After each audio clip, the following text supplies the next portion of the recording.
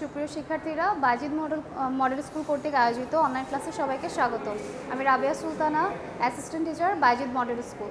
আজকে আমাদের ক্লাসের টপিক হচ্ছে নগদান বই, নবম দশম শ্রেণী।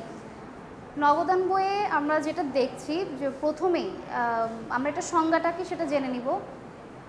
নগদান বই প্রতিষ্ঠানের সকল নগদ অর্থের প্রাপ্তি ও প্রদান দ্বারা তারিখের ক্রমানুসারে যে বই প্রস্তুত করা হয় তাকে নগদান বই বলে। আমাদের যে নগদান বইয়ের কাজ হচ্ছে প্রতিষ্ঠানের যত নগদ প্রাপ্তি আছে এবং যত নগদ প্রদান আছে তা নিয়ে কাজ করা। প্রতিষ্ঠানের যত নগদ প্রাপ্তিগুলো আছে, প্রতিষ্ঠান কত টাকা পেলো, একটা মাসে একটা প্রতিষ্ঠানের কাছে কত টাকা আসলো এবং প্রতিষ্ঠান থেকে কত নগদ টাকা চলে গেল, সেই হিসাবটাই আমরা নগদান বই সংরক্ষণ করে থাকি। এখানে সংজ্ঞাটা তোমরা আবার খেয়াল করো। প্রতিষ্ঠানের সকল নগদ অর্থের প্রাপ্তি ও প্রদান দ্বারা তারিখের ক্রমানুসারে যে বই প্রস্তুত করা হয় তাকে নগদান বই বলে। সকল নগদ অর্থের প্রাপ্তি, কত টাকা আমরা পাচ্ছি, নগদ কত টাকা আমরা পাচ্ছি এবং নগদ কত টাকা আমরা প্রদান করছি, সেটা তারিখের ক্রমানুসারে। জাবেদায় যেরকম তারিখ অনুযায়ী লেনদেনগুলো লিপিবদ্ধ করা হয়, ঠিক তেমনি নগদান বইয়ে তারিখের ক্রমানুসারে লেনদেনগুলো লিপিবদ্ধ করা হয়ে থাকে। তারিখের ক্রমানুসারে যে বই প্রস্তুত করবে এবং এই যে বইয়ে এই কাজগুলো করা হয়ে থাকে সেটাকে আমরা নগদান বই বলবো।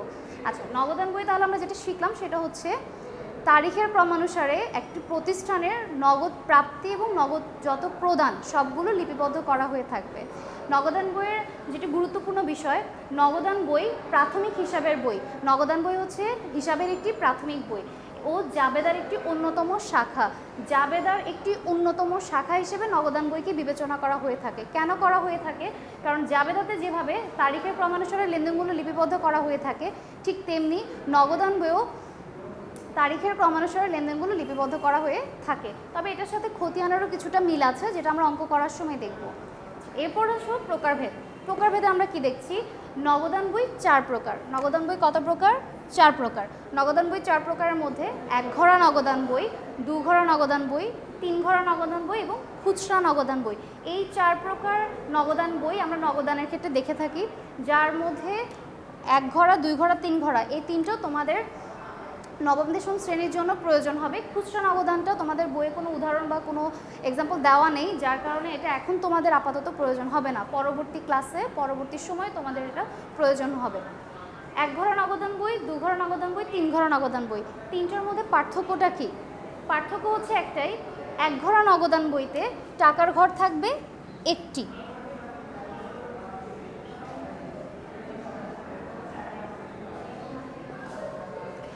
এক ঘরা নগদান বইতে টাকার ঘর থাকবে একটি। 1 ঘরা নগদান বইয়ের যে ঘর, সেখানে টাকার ঘর থাকবে মাত্র একটি। 2 ঘরা নগদান বইতে টাকার ঘর থাকবে দুটি, একটা নগদ টাকা আর একটা হচ্ছে ব্যাংক টাকা।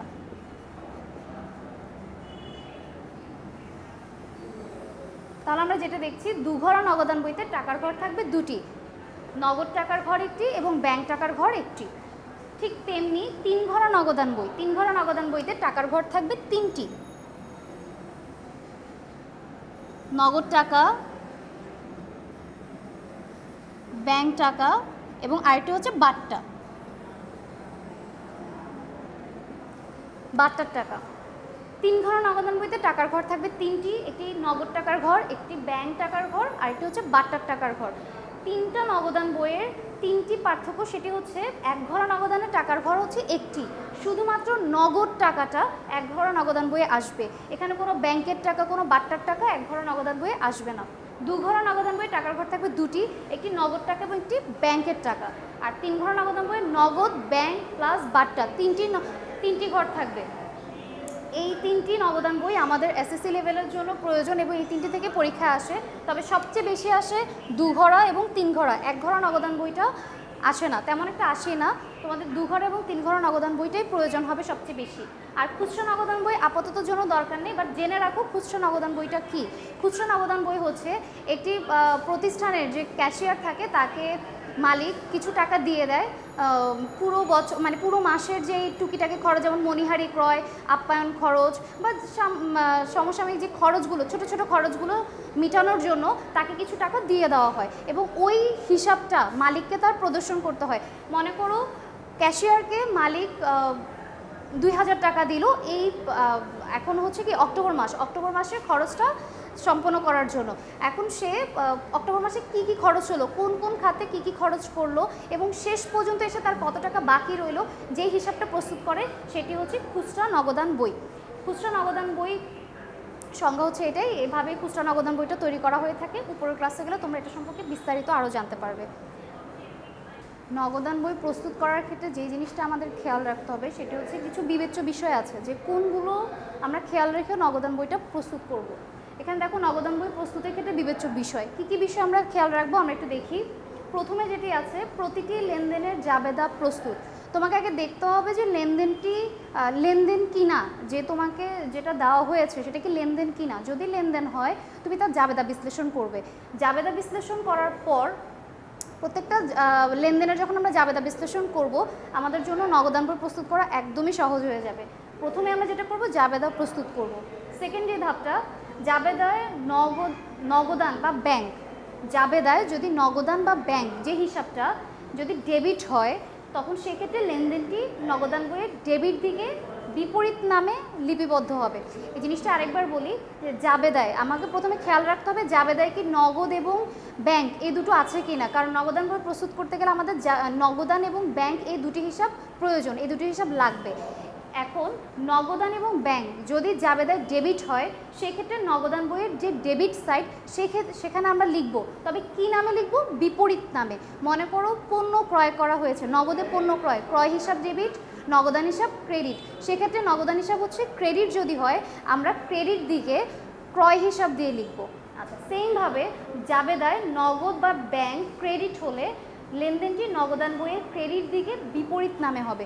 আবারও জাবেদায় যদি নগদান বা ব্যাংক যদি ক্রেডিট হয়, ক্রেডিট হলে আমরা ক্রেডিট সাইডে লিখব, তবে তার বিপরীত হিসাবের নাম দিয়ে।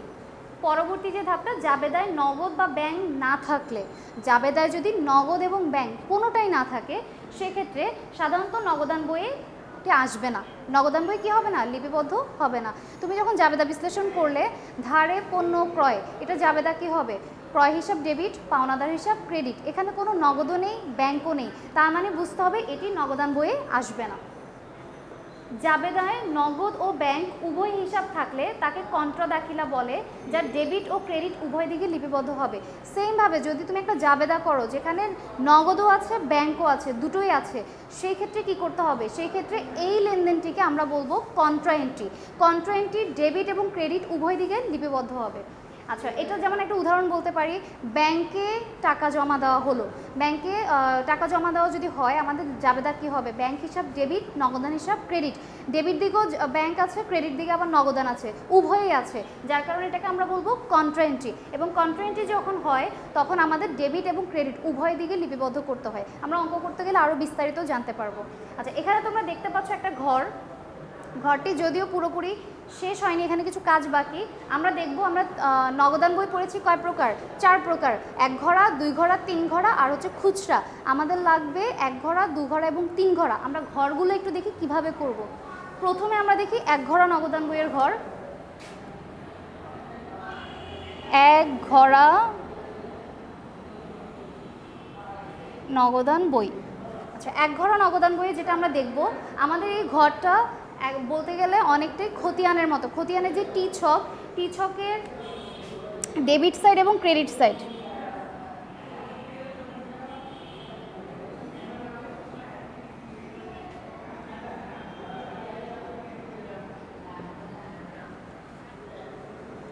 এদিকে হচ্ছে ডেবিট এবং অপর পাশে হচ্ছে ক্রেডিট, এবং এটা টি ছকের মতো। এখানে ঘর থাকবে হচ্ছে, যখন আমরা 1 ঘরা নগদান বই করব, একটা তারিখের ঘর থাকবে, একটি প্রাপ্তির ঘর থাকবে, যত নগদ আমরা পাবো এই প্রাপ্তির ঘরে লিখব। একটা ভাউচার নংয়ের ঘর থাকবে, ভাউচার নং, এরপর থাকবে খতিয়ান পৃষ্ঠা। এরপর আমরা যখন 1 ঘরা নগদান বই করব তখন এখানে লিখব নগদ টাকা। আমরা এখানে একটা নগদ টাকার ঘর করব। সেইমভাবে ক্রেডিট দিকে তারিখের ঘর থাকবে, প্রদানের ঘর থাকবে। ডেবিট দিকে ছিল প্রাপ্তির ঘর, ক্রেডিট দিকে হচ্ছে প্রদানের ঘর। এরপর ভাউচার নং, খতিয়ান পৃষ্ঠা, সেইমভাবে এখানে নগদ টাকা। 1 ঘরা নগদান বইয়ে তাহলে আমরা কী কী দেখছি, তারিখ, প্রাপ্তি, ভাউচার নং খতিয়ান পৃষ্ঠা নগদ টাকা। সেমভাবে ক্রেডিট সাইডও একই, শুধুমাত্র প্রাপ্তির জায়গায় এখানে হবে প্রদান। এটা হচ্ছে এক ঘরা নগদান বই। এখন যদি আমরা দু ঘরা নগদান বই করি তখন কেমন হবে?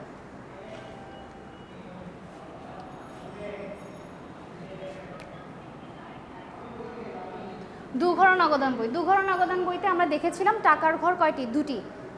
সেক্ষেত্রে আমাদের এখানে জাস্ট একটি ঘর বেড়ে যাবে, সেটি হচ্ছে ব্যাংক টাকা। ক্রেডিট দিকেও সেম,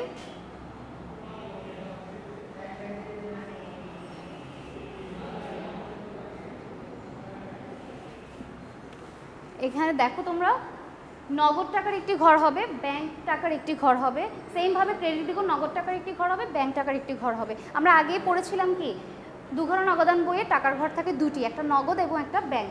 এটাই পার্থক্য, আর সব কিছু আগের মতো থাকবে। তাহলে তিন ঘর নগদান বই কেমন হবে তোমরা বুঝতে পারছো হয়তো।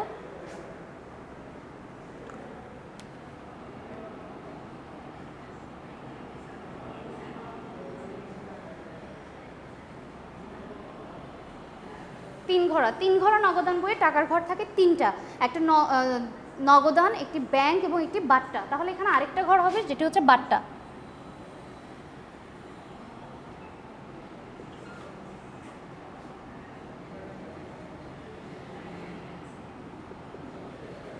এখানে একটি বাট্টার টাকার ঘর হবে।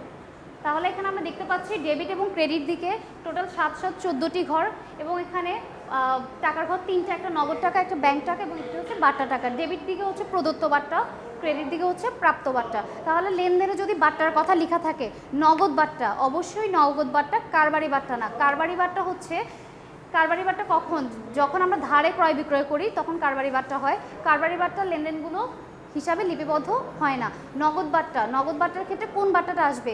তোমার লেনদেনে লেখা থাকবে, সেখানে লেখা থাকবে পূর্ণ নিষ্পত্তিতে, এত টাকা দেনার বা এত টাকা পাওনার পূর্ণ নিষ্পত্তিতে। পূর্ণ নিষ্পত্তি কথাটা থাকলে বুঝবে সেখানে বাট্টা আছে, এবং সেটা যদি প্রদত্ত বাট্টা হয় ডেবিট দিকে লিখবে, যদি প্রাপ্ত বাট্টা হয় সেটা ক্রেডিট দিকে লিখবে। অঙ্ক করতে গেলে আমরা আরও বিস্তারিত জানবো। আমরা ঘরগুলো দেখলাম, আমরা এবার একটু উদাহরণগুলো দেখি। এখন আমরা নগদান বইয়ের একটু উদাহরণ দেখব, এবং উদাহরণ দিয়ে আমরা দু ঘরা নগদান বইটা প্রস্তুত করব। দু ঘরা নগদান বই প্রস্তুত করব। এখানে দেখো প্রথমে যেটা তোমার এখানে দেওয়া আছে 2018 সাল জুন 1। জুন 1-এ নগদ উদ্ধৃত হচ্ছে 50,000, ব্যাংক উদ্ধৃত হচ্ছে 20,000 টাকা। নগদান বইয়ে সাধারণত এটি দেওয়া থাকে, উদ্ধৃত দেওয়া থাকে। আগের মাসে যে উদ্ধৃত সেই উদ্ধৃতটা এখানে দেওয়া থাকে, এবং এটা এখানে বসাতে হবে 1 তারিখে। যে উদ্ধৃতগুলো দেওয়া থাকবে 1 তারিখে তাকে আমরা ব্যালেন্স বিডি দিয়ে লিখব। আমরা লিখব ব্যালেন্স বিডি। আচ্ছা, তাহলে আমরা এখানে লিখি 2018 জুন 1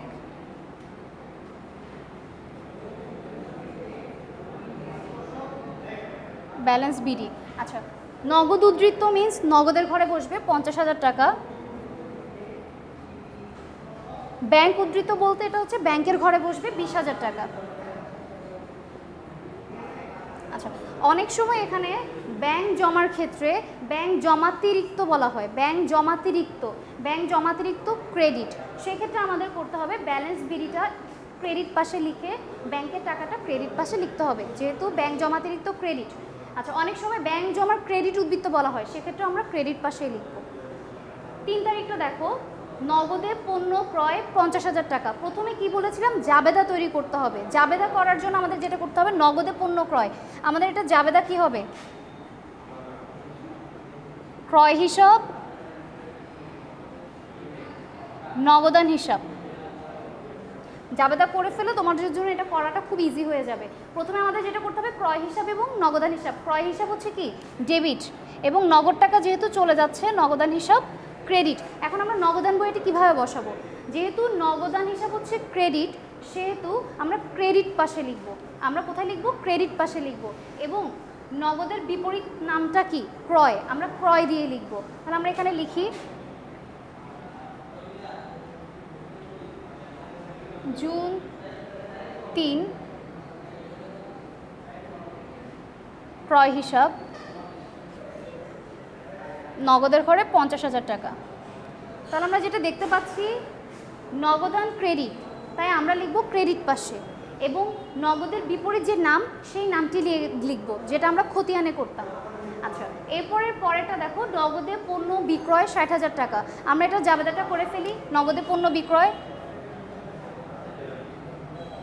নগদান হিসাব ডেবিট, বিক্রয় হিসাব ক্রেডিট। নগদান ডেবিট এবং বিক্রয় ক্রেডিট। সেক্ষেত্রে নগদান যেহেতু ডেবিট, তাহলে আমরা টাকাটা কোথায় লিখব? ডেবিট পাশে। আমরা এখানে তারিখটা দেই, জুন 5। নগদের বিপরীতে কে আছে? বিক্রয়, তাহলে আমরা বিক্রয় নামটা লিখব। বিক্রয় হিসাব, টাকার অঙ্ক হচ্ছে 60,000 টাকা নগদের ঘরে। যদি এটা বলা হতো চেকের মাধ্যমে পাওয়া গেছে, তাহলে আমরা ব্যাংকের ঘরে লিখতাম। চেক মানে আমরা ব্যাংকের ঘরে লিখব। আচ্ছা, এরপরেটা দেখো, দেনাদার শফিক হতে প্রাপ্তি। দেনাদার থেকে পাওয়া গেল, শফিক থেকে যদি আমরা পাই, এটা জাবেদাটা কি হবে?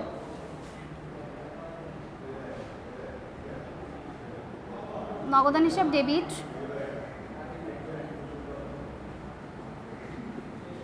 শফিক হিসাব ক্রেডিট। নগদান ডেবিট এবং শফিক হিসাব ক্রেডিট। আচ্ছা, নগদান যেহেতু ডেবিট, তাহলে আমরা ডেবিট পাশে লিখব শফিক হিসাব দিয়ে। আমরা লিখি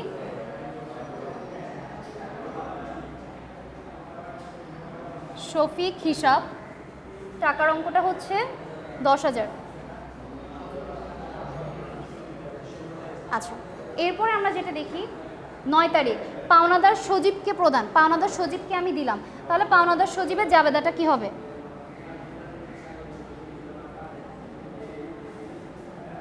সজীব হিসাব ডেবিট, আর যেহেতু নগদ টাকা চলে যাচ্ছে, নগদান হিসাব ক্রেডিট। তাহলে আমরা এটা বসাই, যেহেতু নগদ ক্রেডিট, আমরা ক্রেডিট পাশে বসাবো।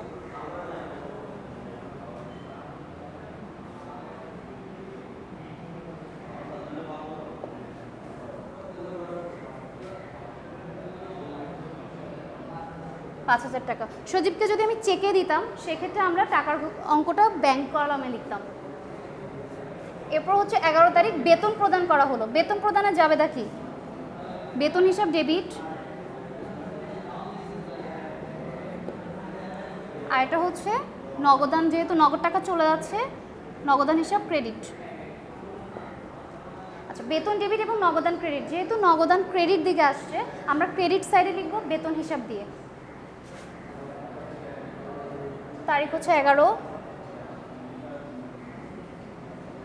বেতন হিসাব 3,000 টাকা। লাস্ট ওয়ান, সেটা হচ্ছে ভাড়া প্রদান। ভাড়া প্রদানের জাবেদা কি? ভাড়া হিসাব ডেবিট,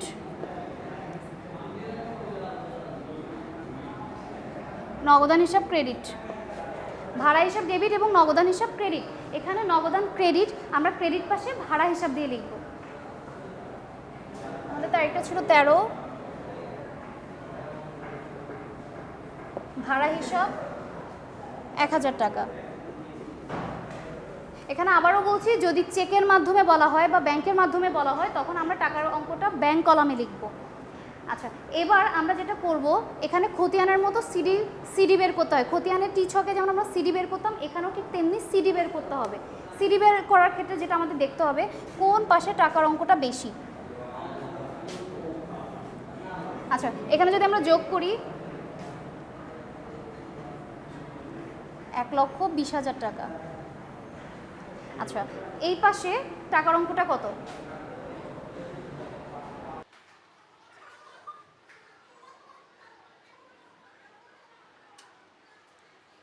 এখানে টোটাল অঙ্কটা হচ্ছে 1,20,000 টাকা, এবং এই পাশে আমার টোটাল যোগ করলে, এটা বাদে যোগ করলে আমার হয় 59,000 টাকা। এখন যেহেতু আমি দেখছি ডেবিট পাশে টাকার অঙ্কটা বেশি, আমাদের কাজ হচ্ছে দুপাশে টাকার অঙ্ক মিলতে হবে। এখানে 1,20,000 যদি হয়, এখানেও 1,20,000ই হতে হবে। সেক্ষেত্রে যে টাকাটা আমাদের কম থাকবে, আমাদের ক্রেডিট পাশে কম, কত টাকা কম? এখানে 59, এখানে 1,20,000, তাহলে আমার কম হচ্ছে 61,000 টাকা। এই 61,000 টাকাকে আমি বলবো ব্যালেন্স সিডি। তাহলে যেই মাসের হিসাব করছি আমরা, জুন মাসের লাস্ট তারিখ হচ্ছে কত? 30। তাহলে এখানে ব্যালেন্স সিডি হবে। ব্যালেন্স সিডি, যে টাকাটা কম সেটি হচ্ছে কি? ব্যালেন্স সিডি, 61,000 টাকা। তাহলে আমার এবার দুপাশ মিলে গেল, এখানেও 1,20,000, ক্রেডিট পাশেও 1,20,000 টাকা। আচ্ছা, এবার ব্যাংকের ক্ষেত্রে দেখি, ব্যাংকে আমার এখানে 20,000 টাকা, এ পাশে কোনো টাকাই নেই, সেক্ষেত্রে এখানেই বেশি 20,000 টাকা। আর যেহেতু এখানে কিছু নেই, মিলানোর জন্য আমাকে এখানে 20,000 টাকাই আনতে হবে। তাহলে আমার দুপাশ কি হলো, মিলে গেল। ব্যালেন্স সিডি বলতে পার্থক্যটা, ডেবিট এবং ক্রেডিট পাশের যে পার্থক্য, সেটা ডেবিটে হোক ক্রেডিটে হোক, যেখানে কম সেখানে বসাবে এবং ওটা হবে ব্যালেন্স সিডি। আর যে পাশে ব্যালেন্স সিডি তার বিপরীত পাশে ব্যালেন্স বিডি আসবে। আমার ব্যালেন্স সিডি এসেছে ক্রেডিট পাশে, আমি ব্যালেন্স বিডি দিব এবার ডেবিট পাশে। পরবর্তী মাস, জুনের পরবর্তী মাস হচ্ছে জুলাই, তাহলে জুলাইয়ের 1 তারিখ, জুলাই 1 ব্যালেন্স বিডি। যেই টাকাটা, এই যে সিডির যে টাকাটা আমরা লিখেছিলাম সেটা নগদের ঘরে 61,000 আর এখানে 20,000। এভাবে আমরা নগদান বইটা প্রস্তুত করবো। এটা 2 ঘর নগদান বই। আগামী ক্লাসে আমরা 3 ঘর নগদান বইটা প্রস্তুত করব।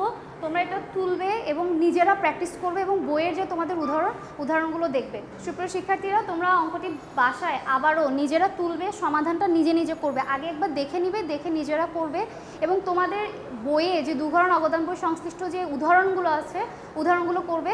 আগামী ক্লাসে আমরা 3 ঘর নগদান বই এবং কন্ট্রেন্টিটা দেখব এবং পরবর্তীতে আমরা আমাদের বইয়ের যে অনুশীলনীগুলো আছে ওগুলো করব। সবাই ভালো থাকবে এবং সুস্থ থাকবে।